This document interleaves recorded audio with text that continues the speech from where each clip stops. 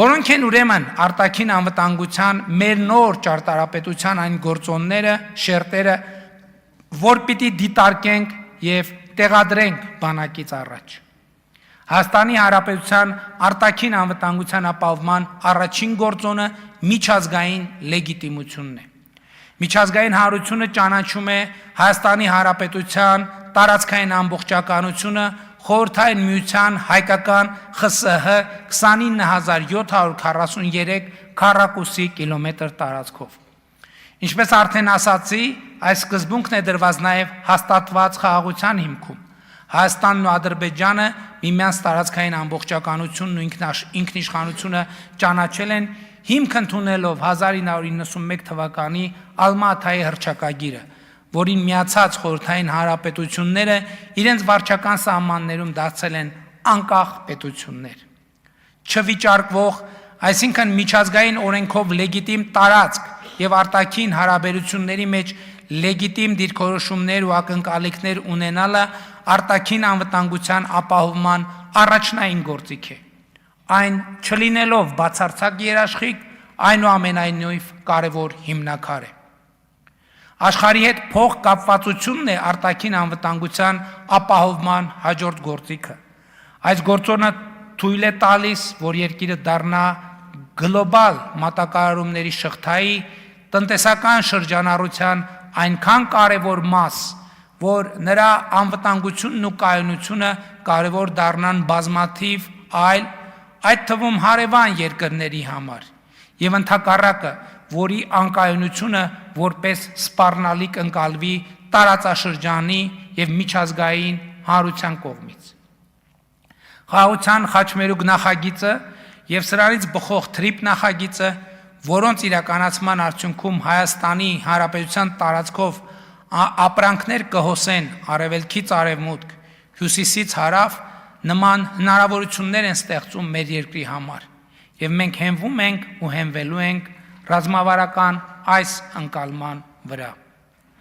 Արտաքին անվտանգության ապահովման հաջորդ կարևոր գործիքը երկարաժամկետ կանխատեսելիությունն է։ Կարճաժամկետ, միջնաժամկետ եւ երկարաժամկետ հեռանկարում այլ երկրները Հայաստանի Հանրապետությունը ավելի ու ավելի պակաս պետք է ընկալեն որպես սպառնալիք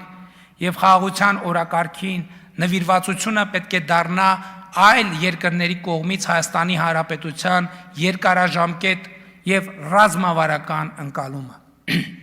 Այս խնդրի լուծման համար էական են ոչ միայն հռչակված քաղաքականությունները,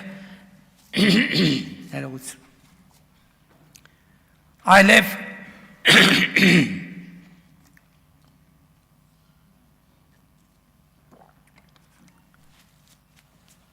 այս խնդրի լուծման համար էական են ոչ միայն հռչակված քաղաքականությունները, այլև սոցիալ հոգեբանական, կրթական մշակութային, հանրային քաղաքական ոլորտների բովանդակությունն ու խոսույթները։ Պատմության եւ ապագայի հստակ սահմանազատումը եւ օրվա իրականության գործնական կապակցումը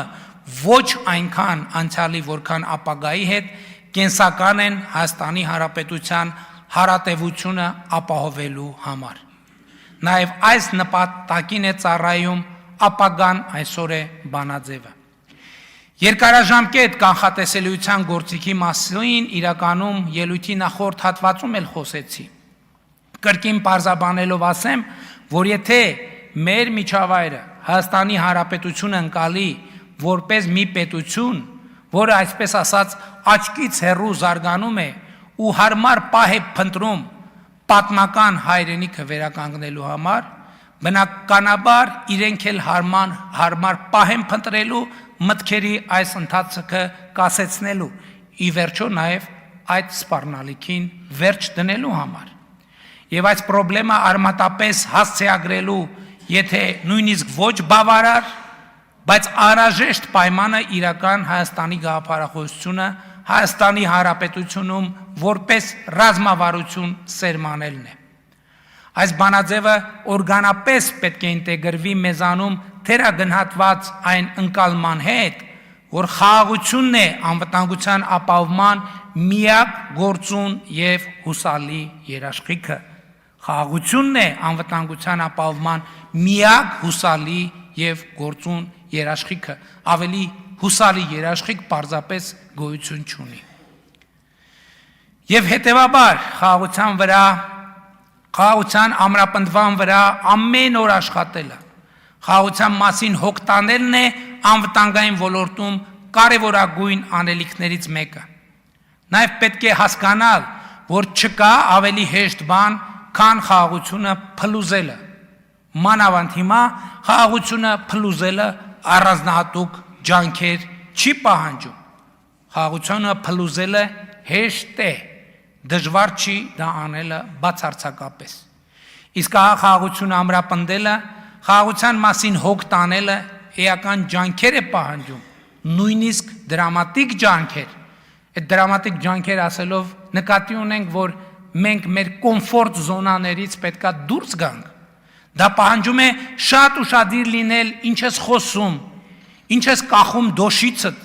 ինչ քայլեր ես անում։